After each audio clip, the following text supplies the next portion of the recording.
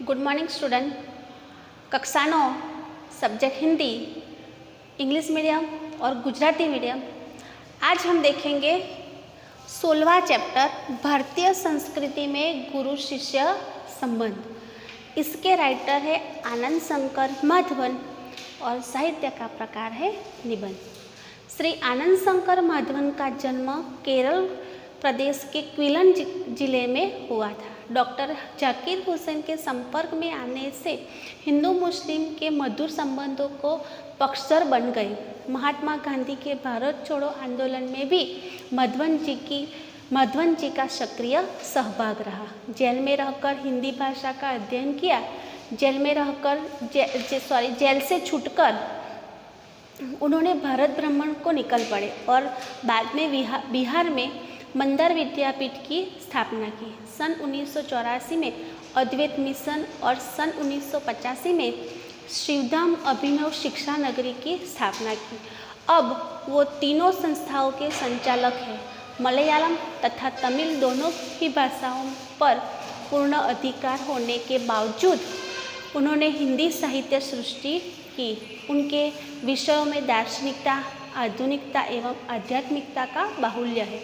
बिखरे हीरे, अनल सलाका, हिंदी आंदोलन, आमंत्रित मेहमान, आरती, उषा, संजीवनी आदि उनकी प्रमुख रचनाएं हैं।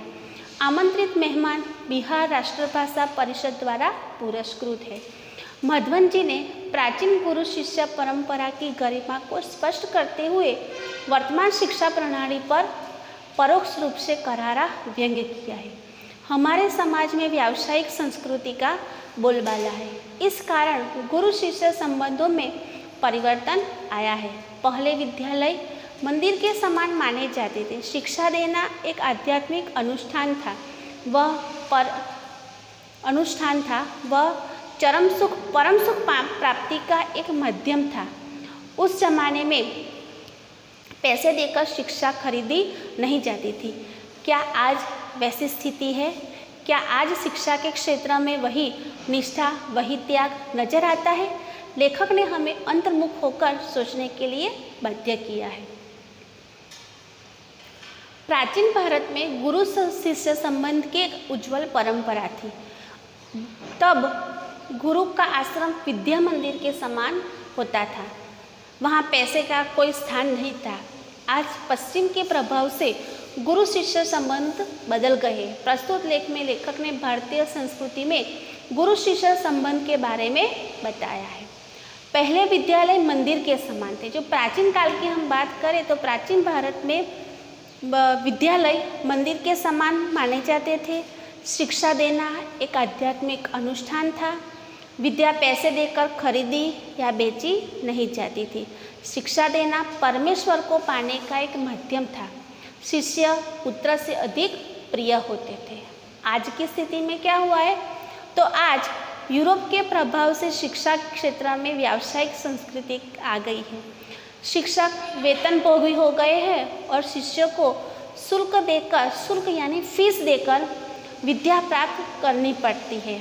आज शिक्षण कार्य पेट पालने का साधन बन गया है।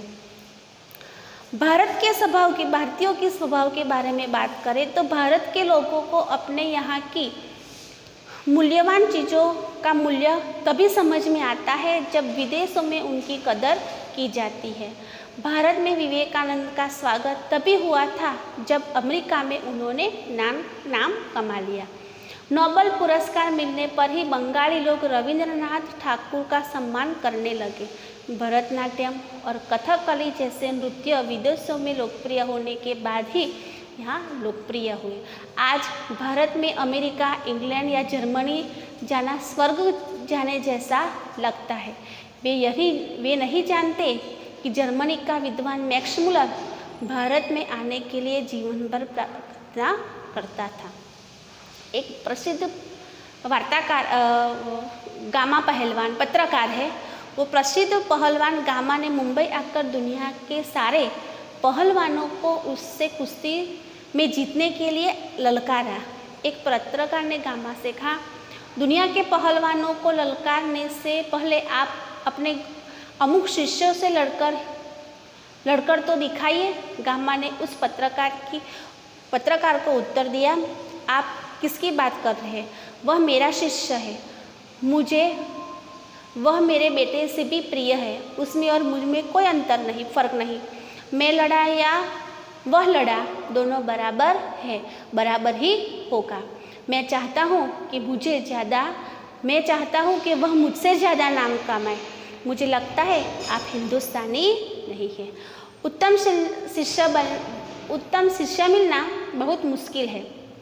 हमारे देश में गुरु परंपरा यदि कहीं जीवित है तो वह पहलवानों और संगीतकारों में है। भगवान रामकृष्ण परमहंस को बहुत प्रार्थना करने के बाद विवेकानंद मिले थे। ईसा मसीह ने अपने अनुयायियों को अपने से अधिक महत्व दिया है। संगीतकार की अपेक्षा उनमें श्रोता अधिक श्रेष्ठ होते हैं। हमारे यहाँ पूज्य की अपेक्षा पुजारी को अधिक महत्व दिया जाता है। गुरु शिष्य परंपरा में जाति धर्म का कोई स्थान नहीं होता। गुरु शिष्य परंपरा में गुण को प्रमुखता दी जाती है। इसलिए कई हिंदू मुसलमान गुरुओं के शिष्य रहे हैं और कई मुसलमान हिंदू गुरुओं के शिष्य रहे हैं। और सेवा लेने की वस्तु नहीं है, देने की वस्तु है। अधिकतर गुरु सेवा लेने में ही अपनी चतुराई समझते हैं। सच यह है कि सेवा लेने की नहीं, देने की वस्तु है। बच्चे, रोगी, असहाय और वृद्ध लोग सेवा लेने के अधिकारी हैं। इनकी सेवा को ईश्वर की सेवा माननी चाहिए। आज ज्ञानी और तपस्वी गुरु नहीं रह गए क्योंकि वे शिष्य को तैयार करने में आवश्यक श्रम नहीं करते। पुजारी जितने प्रेम और भाव से मूर्ति को पूजा करता है, मूर्ति में उतनी ही शक्ति आती है। गुरु और शिष्य के बारे में यही सिद्धांत काम करता है। हमारे समाज में व्यावसायिक संस्कृति का बोलबाला है।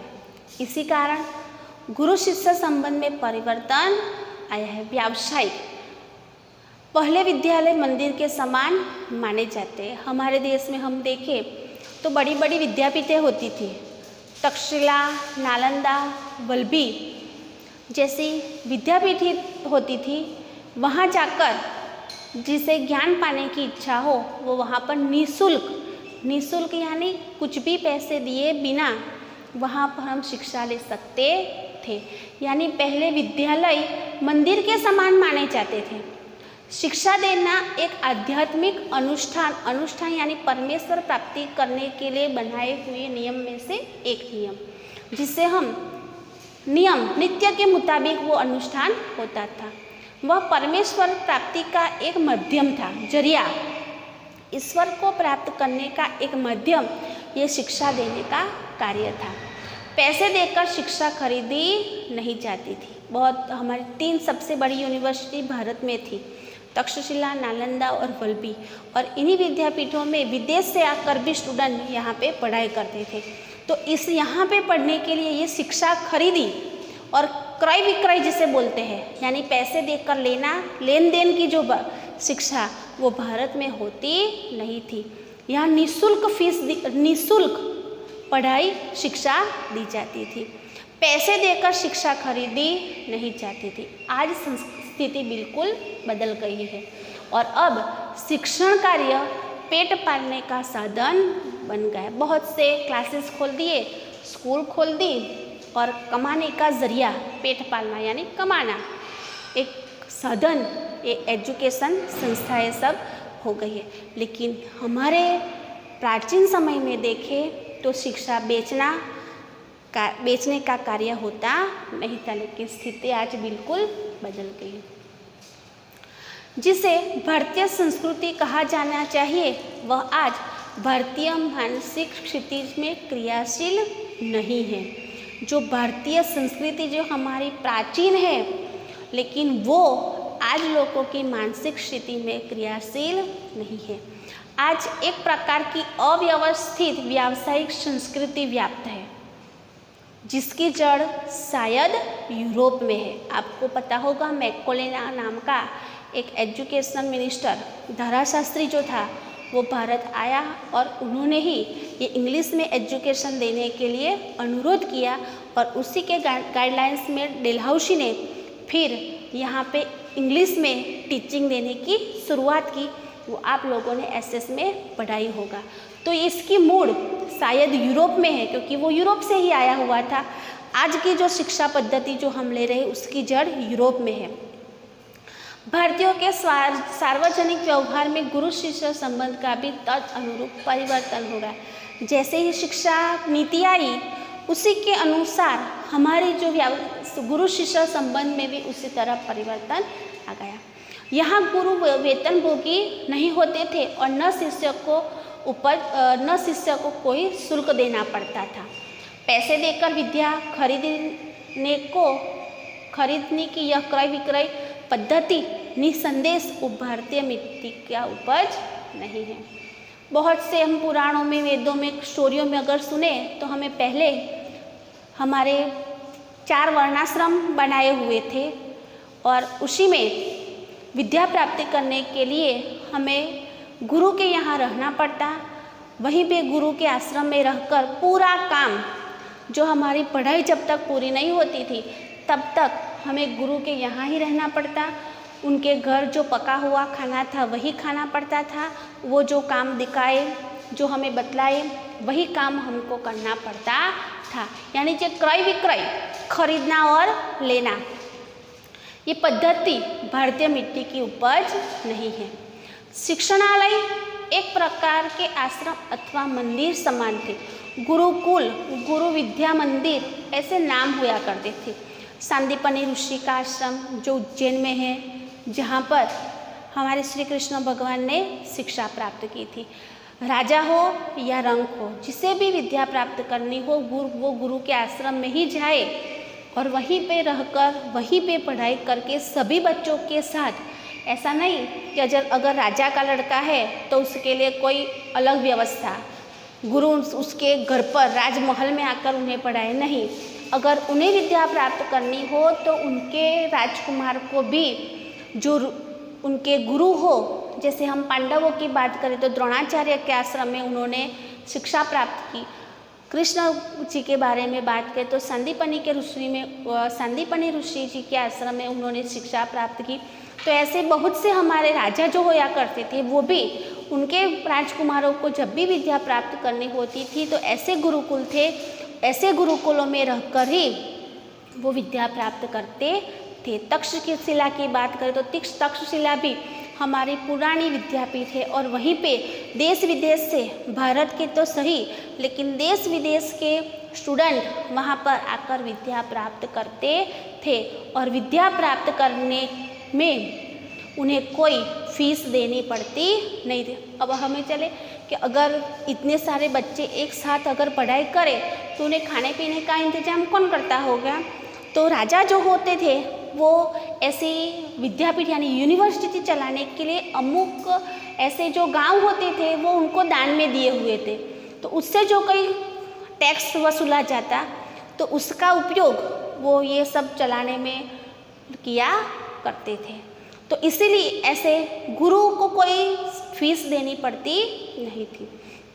ऋषि के आश्रम में, उससे पुराने काल में जाए तो ऋषि के आश्रम में जाकर ऋषि माता, गुरु माता और गुरु दोनों जो बताए वही कार्य हमें करना पड़ता था। पूरी शिक्षा प्राप्त करने के बाद ही हम हमारे घर पर आ सकते थे। ऐसा नहीं कि चलो वैकेशन हुआ हॉस्टल में से घर आ जाए, नहीं। जब आप पूरी शिक्षा प्राप्त कर ले तभी आपको घर पर आने दिया जाता था। तो ऐसी गुरु शिष्य परंपरा हमारे यहाँ चलती थी। वो परमेश्वर प्राप्ति का एक माध्यम था, लेकिन आज विपरीत परिस्थिति बन गई है। उस उल्टा ऐसा हो गया है कि आज वह पेट पालने का जरिया बन गई है। एजुकेशन के बहाने बहुत में अपने धंधे फले और फूले हुए हैं। तो लेकिन पहले की स्थिति ऐसी थी।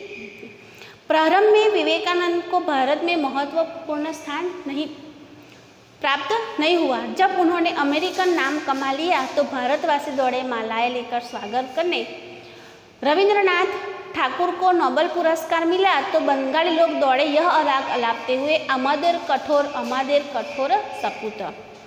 दक्षिण भारत में कुछ समय तक पहले भरतनाट्यम और कथकली को कोई नहीं पूछता था, पर जब उसे विदेशों में मान मिलने लगा तो आश्चर्य से भारतवासी सोचने लगे, अरे हमारी संस्कृति इतनी अपूर्व चीज़ें पड़ी थी क्या। यहाँ के लोगों ने अपनी खूबसूरती नज़र नहीं आती, मगर पराये के सौंदर्य को देखकर मोहित हो जाते हैं। जिस देश में ज्ञान पाने के लिए मैक्स मुलर ने जीवन भर प्रार्थना की, उसी देश के निवासी आज जर्मनी और विलायत जाना स्वर्ग जाने जैसा अनुभव करते हैं। हम उसे लोगों को प्राचीन गुरु शिष्य संबंध की महिमा सुनाना गधे को गणित सिखाने जैसा व्यर्थ प्रयास ही होगा। मैक्स मुलर जो एक जर्मन साहित्यकार है, वो उन्होंने भारत आने के लिए प्रार्थना कर रहे थे, लेकिन आज वही भारत है कि जहाँ के लोग अमेरिका जाना वो स्वर्ग जैसा जाने जैसा अनुभव कर रहे। एक बार सुप्रसिद्ध भारतीय पहलवान गामा मुंबई आए। उन्होंने विश्व के सारे पहलवानों को कुश्ती में चैलेंज दिया। अखबारों में ये समाचार प्रकाशित होते हुए ही एक पारसी पत्रकार ने उत्सुकतावश उनके निकट पहुंचकर उनसे पूछा, साहब, विश्व के किसी भी पहलवान से लड़ने के लिए आप तैयार हैं तो आप अपने अमुक शिष्य से ही लड़कर विजय प्राप्त करके दिखाओ। गामा आजकल के शिक्षा क्रम में रंगे नहीं थे, इसलिए उन्हें इन शब्दों ने हैरान कर दिया। आंखें फाड़कर उस पत्रकार का चेहरा ताकते ही रह गए। बाद में धीरे से कहा, भाई साहब, मैं हिंदुस्तानी हूँ, हमारा अपना एक निजी रहन सहन है, शायद इससे आप परिचित नहीं है। जिस लड़के का आपने नाम लिया वो देखो यहाँ पे क्या है, शिष्य वो पुत्र से अधिक प्रिय होते थे। पुत्र अगर नाम कमाए न कमाए, लेकिन एक उत्तम शिष्य पाने के लिए जो गुरु थे वो भगवान से प्रार्थना कर रहे थे। जैसे रामकृष्ण परमहंस, उन्होंने भगवान से प्रार्थना की तो तभी उन्हें स्वामी विवेकानंद जैसे शिष्य मिले। यानी उत्तम शिष्य पाने के लिए भी गुरु बहुत प्रयत्न कर रहे थे। आज तक हम इतना देखेंगे, इसके बाद का नेक्स्ट लेक्चर में। Thank you.